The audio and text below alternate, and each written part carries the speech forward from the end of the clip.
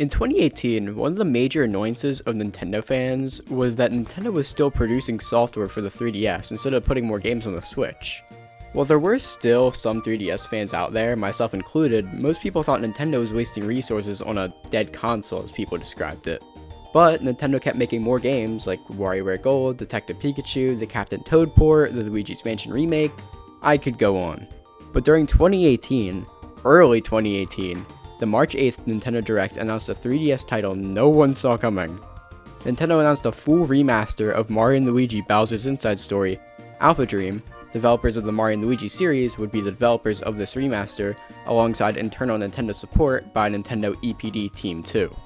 Although what made this even stranger is that it was released for 2019, and it was announced so early in March 2018, we were shown a brief overview of the remake, with the newly upgraded visuals and the side mode Bowser Jr.'s Journey.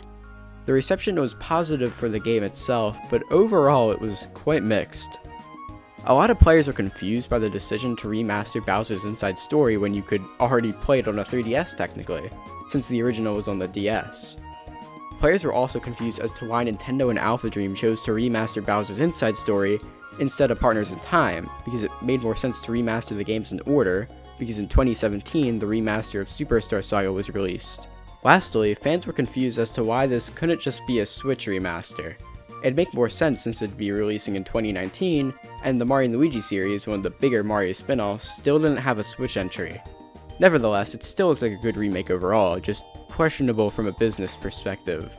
And thus, fans waited throughout the year as we only got a few trailers, most of which a few months before launch. Japan ended up getting the game roughly 2 weeks earlier than other countries on December 28, 2018, and the game released for the rest of the world in January 2019. Mario & Luigi Bowser's Inside Story Remastered is pretty good. The updated visuals do look great, although many prefer the classic sprites from back on the DS. Although the updated graphics do cause some character designs to become more generic. Everything mainly stays the same though, gameplay-wise, combat-wise, story-wise, and so on. The game also only runs at 30 FPS instead of the usual 60 for some reason. But we're not talking about Bowser's Inside Story. As superb as that game's characters, plot, gameplay is, that's a discussion for a different day. Today I want to go over its side mode that statistically less than 50,000 people played. That may seem like a high number, but this remake was one of the worst selling Mario titles of all time. In fact, the last time we heard of it, it surpassed 34,000 sales. From all we know, the actual sales might not even be at 40,000. We also need to take account the amount of players who likely even completed the full side mode, start to finish, including the post-game. This is where at least 40% I'd say went through all the levels of the side mode. So if we're assuming roughly 50,000 people bought the game, 40% of 50,000 is 20,000, meaning roughly 20,000 people actually played and completed the side game. Numbers aside, let's talk about the side mode itself. Bowser Jr.'s Journey is the second side mode created in the Mario & Luigi series, following the same gameplay format as its predecessor, Minion Quest. The game follows Bowser Jr. and the fellow minion allies as they travel through the Mushroom Kingdom in order to cure the blorbed minions by obtaining the Skeleton Formula. Before I go too deep into story specifics, let's talk about the controversial gameplay. The gameplay of Bowser Jr.'s Journey is strategic. The main gist is that there's 3 types of minions at your disposal: melee, ranged, and flying. Melee minions are strong against ranged, range is strong against flying, and flying is strong against melee. It's like rock, paper, scissors. So before you enter a level, you have to look closely at what minions and types the opposing team has and build a team that can counter it. Then you go into the actual battle. It's usually determined which team will win if you have the type advantage and in general a good team. So if you have a really good team, you'd just be sweeping the entire level. This is one of the main critiques of the side mode. It's slow and it's repetitive. For the first few worlds in the game, if you make a good team, you'll just sweep through the entire thing and it'll quickly become dull. While I completely understand these complaints, I think since barely anyone got to the last few worlds, they won't even be able to experience the best part of the gameplay. See, over the course of the game, you gain more captains which have their own unique abilities plus stat boosts which are really useful during a battle. You'll also gain more Koopalings in general to put on your team that spices up your team so you can form more strategies. So overall, the gameplay was mixed. Now let's dive into the genius story.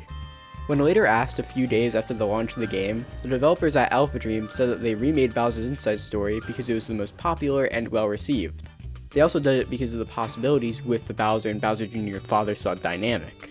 Out of everything the team did making the story, I think this is one of the best outcomes without having to blow the story out of proportion. It wasn't too deep or complex, but it was engaging, emotional, and inspiring. It struck a perfect balance of trying to stay grounded in the Mario universe, while also trying to be more mature. The game starts out with removing Bowser from the plot, which makes sense. You can play as Bowser Jr., who aspires to be more like his father, and having him there would just feel strange, especially since he's supposed to be doing stuff in the main game. But the game still loosely follows the events of Bowser's Inside Story, while also trying to do more of its own thing. Quickly, the threat of blorbed minions arrives as Bowser minions begin to randomly inflate, causing havoc around the castle. Bowser Jr. feels the need to prove his greatness for his dad, so he wants to prove himself by curing the minions. A new group of original characters, the Best Fitness Friends, or BFF for short, come to the castle and promote their skeleton formula, which is a chemical formula to cure the blorbed minions. Junior is ecstatic and runs off to try and make this formula off on his own, but Kamek and the other Koopalings are forced to follow him to keep him safe. Again, won't go into too much detail, but over the course of the game, it's mainly Bowser Jr., Kamek, and the Koopalings going through the Bowser's Inside Story locations, looking for items that are used to create the skeleton formula. ALPHADREAM could have kept it simple and left it at that, but they made it a lot more interesting. Over the course of the game, the player should basically hate Bowser Jr. He's bratty, rude, and overall a jerk to everyone and respects no one. By the first half of the game, each Koopaling ends up abandoning him because of how rude he gets. He tells everyone he doesn't need anyone and he can get the skeleton formula all by himself. The Koopalings had been respectful of him the entire time, but since he was really letting his ego get to him, they all basically hated the kid. Well, except Morton and Kamek. Kamek's role is obvious, the main caretaker for Junior, but Morton is one of Junior's best friends through thick and thin. Probably because he's characterized as the least intelligent, but they're still friends regardless of Junior still being rude to him. So, by the halfway point of the game, it's the changing point in Junior's character. After getting the last piece of the skeleton, just Junior, Kamek, and Morton remain, and they encounter the BFFs. From there, Kaylee from the BFFs corrupts the skeleton formula and Morton eats it. This corrupts Morton, making him turn against Junior and Kamek, throwing Junior into the sea. Afterwards, this is where Junior finally realizes how important the minions are and that he should treat them with respect, changing his ways. Junior then sets out to find the other Koopalings and go back to Bowser's castle to save the minions and their father from the BFFs. I could go on about how much I love this entire sequence, but it speaks for itself. It's really well done. I'd also like to point out that out of all of the games where the Koopalings had any form of characterization and personalities, this is definitely the definitive adaptation. Ludwig is charismatic and a natural leader, Roy is tough but he still has common sense, and then Iggy is just on steroids at all times and I'm all here for it. Over the course of the second half of the game, Junior gets back all the Koopalings, regaining their trust, proving his character development. Then they all band together with all the minions and go to defeat the BFFs, also now known as the Brute Federation Force, in Bowser's castle. During the final confrontation with the BFFs before the final fight, Junior has a really short but uplifting speech about whether Bowser's minions are good or bad, and what the meaning of truly being good or bad really is.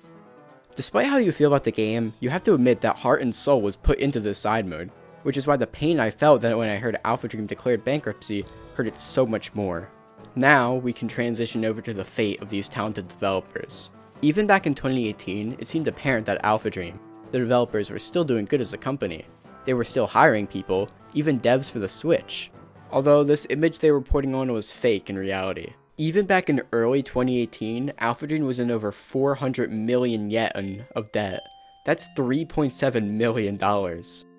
They thought that remastering the best received title would get them back on their feet, but due to their tight development budget, they could only afford to make a 3DS remaster, and Nintendo likely assured them that it could still sell well on the 3DS as other companies were still also working on games for it at that time. But as I mentioned earlier, the game sold terribly. It was one of the worst selling Mario games ever. It's sad now, but in retrospect, people found it funny. I mean, why wouldn't they? ALPHADREAM showed no real signs of slowing down. Fans just considered it dumb they would even port it to their 3DS, and don't get me wrong, it was pretty dumb. Anyways, from early 2019 to October 2019, ALPHADREAM had to get some money, and fast. The remake was selling terribly, their plan backfiring on them. So they did odd jobs to keep them afloat. They assisted with Sega on the development of Mario and Sonic at the Olympic Games 2020, and they also assisted on a mobile game in the Kenama no Kanjiro franchise called Kenama no Kanjiro Fit and Run. I played it for a bit, and honestly it's really fun. The thing is, I couldn't find any actual gameplay anywhere on the internet, at least in English. The closest gameplay footage found is being used as a background in a PS4 theme. So naturally, I searched for an APK and recorded some footage of the first 3 levels. I uploaded the full video and it'll be in the pinned comment, but here's just a bit so you can get a general idea of what the game's like.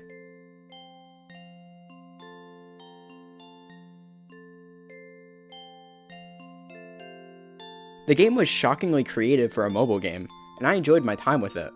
I'll definitely continue to play it with the game whenever I'm bored, but we're getting off topic. Working on this and Mario and Sonic unfortunately wasn't enough to keep ALPHADREAM afloat for that long. Nintendo didn't seem interested in buying out the company too, but it's unclear whether their relationships were like after the launch of the Bowser is Inside Story remake. So, on October 1st, 2019, ALPHADREAM declared bankruptcy. They cited it was due to sluggish revenues, high development costs, and being unable to keep up with the growing debt. It was a sad day for many Mario fans. But ever since, it all felt so wrong.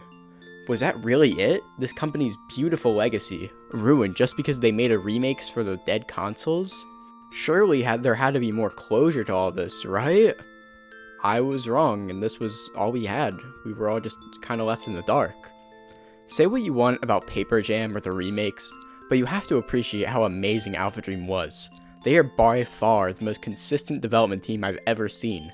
They're able to build off of what they've already made, creating new and engaging mechanics and new forms of gameplay, unlike another Mario RPG series I know that would drop all of the mechanics and move on. They put sweat and tears into making these games, and we took them for granted. In their time of need, no one came. Satoru Iwata, the former president of Nintendo, didn't acknowledge them as developers. They were so much more. They were craftsmen. I wanted to get more out of all of this, so I needed more context, so naturally I searched and searched and searched. I emailed at least 5 former ALPHADREAM employees. See, the problem is that it's a lot easier to get in contact with American game devs compared to Japanese ones, and this makes sense. It's just how the culture works.